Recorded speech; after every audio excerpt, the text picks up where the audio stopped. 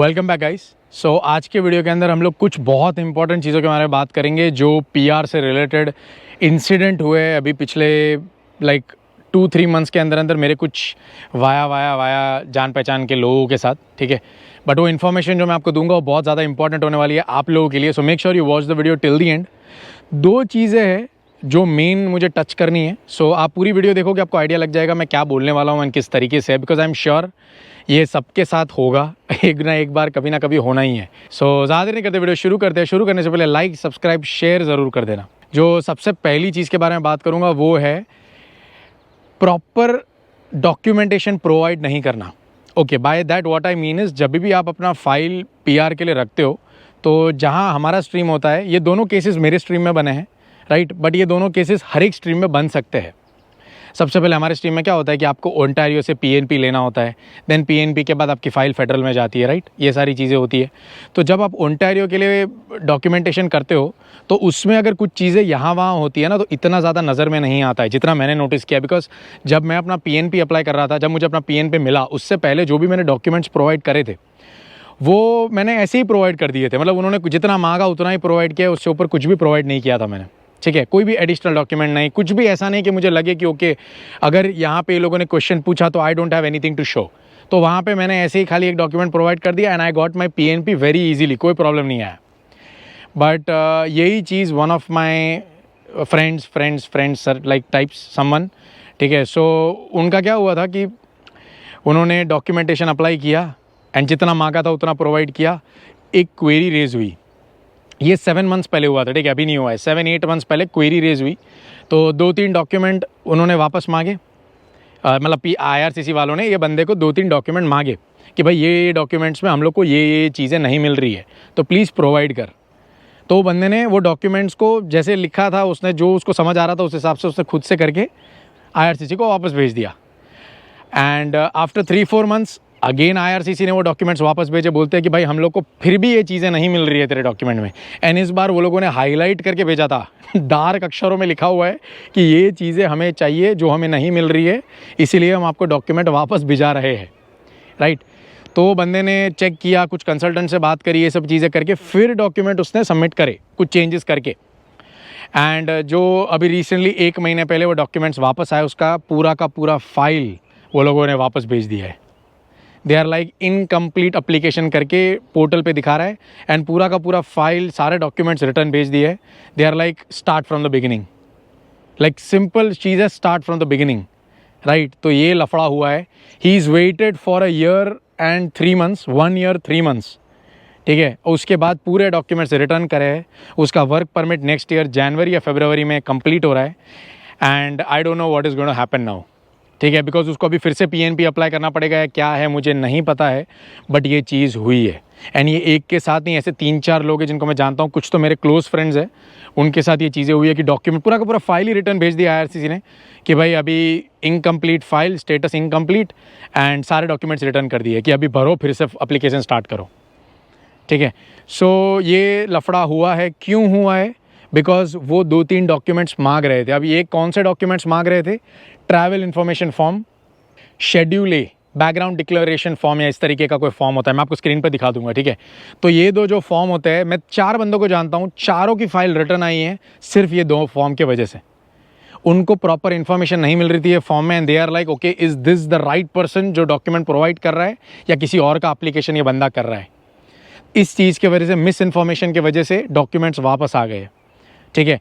And वापस आने के बाद उसने प्रोसेस, ये जो लोगों के डॉक्यूमेंट्स वापस आए हैं ना, इनमें से एक बंदे ने किसी कंसल्टेंट से करवाया था एंड दूसरे 3 बंदों ने खुद से किया था।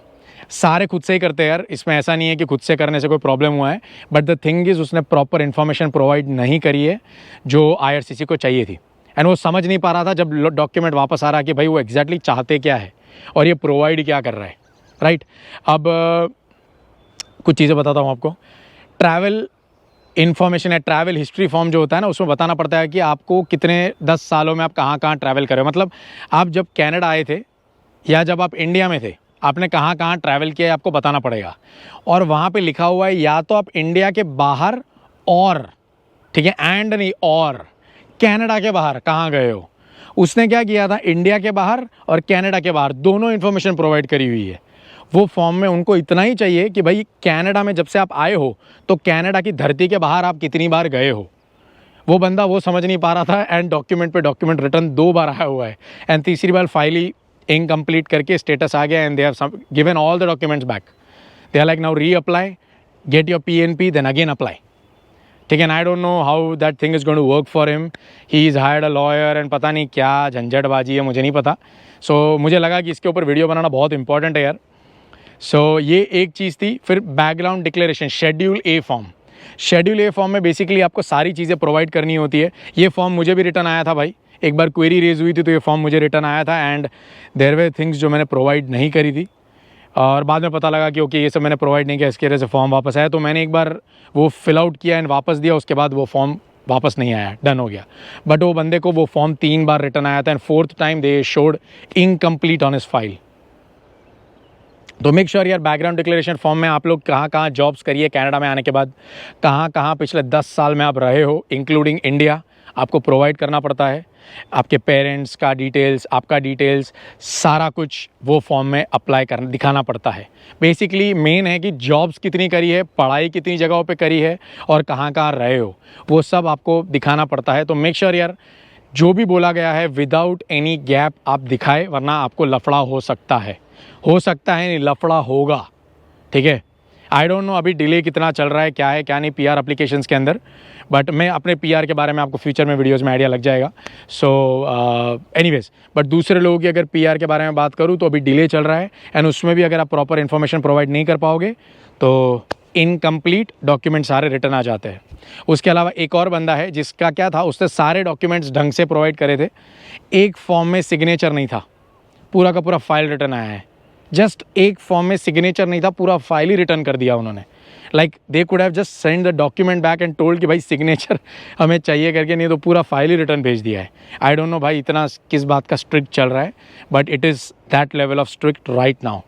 ठीक है, सो ये वीडियो बना के आपको मैं थोड़ा अलर्ट करना चाहता हूँ कि भाई जो भी चीज़ें आपसे मांगी गई है वो कृपया करके आप समझे पहले तो कि क्या पूछ रहे हैं वो, एंड आप उन्हें वो प्रोवाइड करें ढंग से। नहीं समझ आ रहा है, कोई कंसल्टेंट को अप्रोच करो जिसके पास एक अच्छा पॉजिटिव रिकॉर्ड है।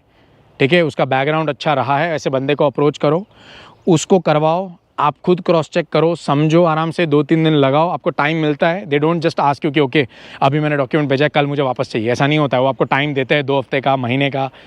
तो use it wisely, read it, understand and send the document, otherwise आपको लफड़ा हो सकता है। एंड एक बार आपकी फ़ाइल इनकम्प्लीट हो जाती है एंड डॉक्यूमेंट्स वापस आते हैं, मुझे इसका सोल्यूशन नहीं पता है क्या करना है।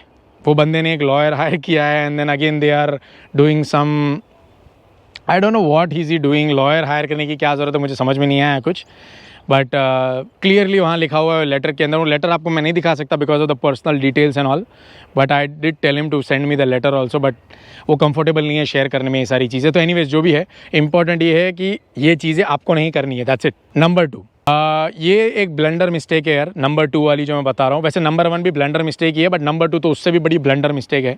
जब भी आप डॉक्यूमेंटेशन प्रोसेस स्टार्ट करते हो, आपके मदर फादर में से किसी का डेथ हो जाता है या कोई, भगवान ना करे ऐसा कुछ हो, बट अगर कुछ ऐसा हो जाता है तो आपको IRCC को बताना पड़ता है। इफ़ यू गेट मैरिड, आपको IRCC को बताना पड़ता है। मतलब आपकी शादी हो गई, जब आपका प्रोसेस PR एप्लीकेशन चालू है, आपका PR नहीं आया है, उसके बीच में अगर आपका कुछ भी मदर फादर को कुछ, भगवान ना करे कुछ हो, या आपकी शादी हो, वो लेटर में वो क्लियरली लिखा होता है यार वहाँ पे कि आपको IRCC को अपडेट देना होता है कि ऐसा कुछ हुआ है। वरना फिर सेकंड वाले केस में क्या हुआ था कि जब वो भाई ने PR एप्लीकेशन किया, उसका PR एप्लीकेशन चल रहा है एंड उसका एंगेजमेंट हो गया था इंडिया में, तो ही इज़ लाइक अभी इसमें तो टाइम लगेगा मुझे, तो वो इंडिया जाके शादी कर ली उसने, सारा काम काज हो गया एंड वो वापस आता है। ठीक है, एंड इसका PR आ गया, मतलब वो जो बंदे ने अप्लाई किया था उसका PR आ गया, 7-8 मंथ्स पहले की बात है। सो उसका PR आ गया एंड सब कुछ हो गया। अब क्या हुआ, उसकी वाइफ इंडिया में थी तो इंडिया से यहाँ पे आएगी। अब उसने उसकी वाइफ को डिपेंड में यहाँ पे बुलाया, मतलब PR एप्लीकेशन उसका रखा कि मेरी वाइफ भी अभी यहाँ पे आना चाहती है। तो IRCC is like you were not married, ये कहाँ से आ गया सडनली। तो वहाँ पे क्लियरली लिखा हुआ था कि जब आपका PR एप्लीकेशन चालू था तब आपने शादी करी है and you have not provided any details to us, because जब आप आपकी वाइफ का रखते हो तो आपको मैरिज सर्टिफिकेट और ये सब भी देना पड़ता है। राइट। तो वहाँ डेट लिखी हुई है तब की जबकि ये भाई का एप्लीकेशन चालू था। तो they rejected her wife's PR। अभी वो लोगों ने भी लॉयर हायर किया हुआ है एंड $15,000 दिए लॉयर को। पता नहीं क्या करेगा वो लॉयर, भगवान ही जानता हूँ मैं। बट ये सब चीज़ें ना करे यार, आपका टाइम वेस्ट हो रहा है, आपका पैसा वेस्ट हो रहा है। $15,000 आपने ऐसे ही बहा दिए एक लॉयर के पीछे, ठीक है। एंड अभी उसकी कोई श्योरिटी नहीं है कि वो लॉयर उसका सोल्यूशन भी ला पाएगा कि नहीं। एंड ये सेकेंड टाइम 2 बार हो चुका है। एक बार उसने अपनी वाइफ का अप्लाई किया PR, वो रिजेक्ट हो गया।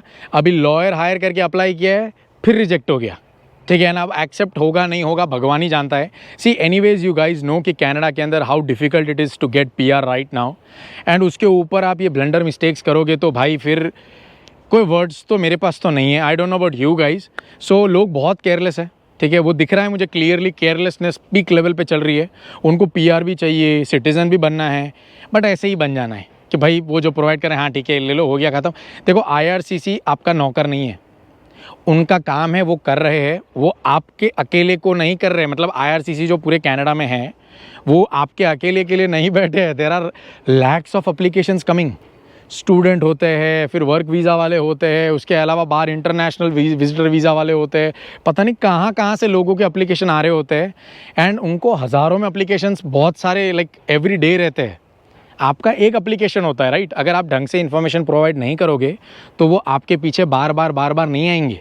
वो 1-2 बार आपको बोलेंगे कि भाई आप प्रोवाइड करो, एंड इफ़ नहीं आया तो वो इनकम्प्लीट डाल के बैंड बजा देंगे आपकी। फिर आप जाए लॉयर को पैसा दे $15,000 $20,000, उसके बाद भी कोई गारंटी नहीं है। Because lawyer clearly told that guy कि भाई आपको करने के टाइम पे पता होना चाहिए। जब बिकॉज वो लेटर के अंदर यार मेरी भी जब क्वेरी रेज हुई थी तो नीचे आप पढ़ोगे तो लिखा हुआ था कि ये चीज़ें हो तो हमें अपडेट करे। मतलब आपको IRCC को बताना पड़ता है कि भाई मेरी शादी हुई है, मैं अभी शादी करके आया हूँ इंडिया जाके, या पेरेंट्स का जैसे मैंने आपको कहा। तो ये सब चीज़ें आप लोग को इन्फॉर्म करनी होती है। Anything major level happening in your life you need to inform IRCC, ठीक है। वहाँ लिखा हुआ है कि क्या क्या हो तो आपको इन्फॉर्म करना पड़ता है। तो आप इन्फॉर्म करें, उनको अपडेटेड रखें, आप अपने तरीके से पूरा काम ढंग से करें, बाकी उनके ऊपर छोड़ दें, ठीक है। बट अगर आप अपने तरीके से ढंग से नहीं करोगे and then you are saying कि भाई बहुत लेट हो रहा है, ये हो रहा है, वो हो रहा है, तो वो तो होना ही है मेरे भाई। वैसे भी एप्लीकेशंस को आज की डेट में आने में 4-4 महीने, 3-3 महीने, 5-5 महीने लग रहे हैं, ठीक है। जो चीज़ें पहले 15-20 दिन में हो जाती थी वो आज के डेट में 2-2, 3-3 महीने में हो रही है। आपको पता है ये चीज़, एंड उसके ऊपर आप गलतियाँ कर रहे हो। बिकॉज ऐसा तो है नहीं कि आपको उन्होंने क्वेरी भेजी फिर आप उसको रिस्पांस दोगे तो IRCC वाला फ्री बैठा हुआ है, आपका डॉक्यूमेंट वेट कर रहा है कि कब भेजेगा, मैं इसका फटाफट देखता हूँ। ऐसा नहीं होता है। वो क्वेरी रेस कर देते हैं एंड आपकी फ़ाइल फिर 2-3 महीने बाद देखी जाती है। अगर फिर लफड़ा आया तो फिर भेजेंगे, फिर आपकी फ़ाइल 2-3 महीने बाद देखी जाएगी। एंड एक टाइम फ्रेम होता है, वो टाइम फ्रेम में आपकी फ़ाइल उनको कंप्लीट करनी होती है। हर एक स्ट्रीम का डिपेंड होता है, हर स्ट्रीम का अपना अपना टाइम ड्यूरेशन होता है। वो आपको उनके वेबसाइट पे पता लग जाएगा, राइट। हर चीज़ का टाइम ड्यूरेशन होता है। सो अगर वो टाइम ड्यूरेशन के अंदर उनको प्रॉपर इन्फॉर्मेशन नहीं मिलेगा तो वो इनकम्प्लीट डाल देंगे एंड देन भगवान ही जानता है क्या होने वाला है। सो ये वीडियो बहुत इंपॉर्टेंट था भाई, जो मुझे आप लोगों के साथ शेयर करना था। प्लीज़ कोई भी डॉक्यूमेंट के अंदर कोई भी अपडेट आपके लाइफ में हो रहा है वो सारी चीज़ें आप IRCC को प्रोवाइड करें, गलतियाँ ना करें, ठीक है। एंड आशा करता हूँ आपको वीडियो हेल्पफुल लगा होगा।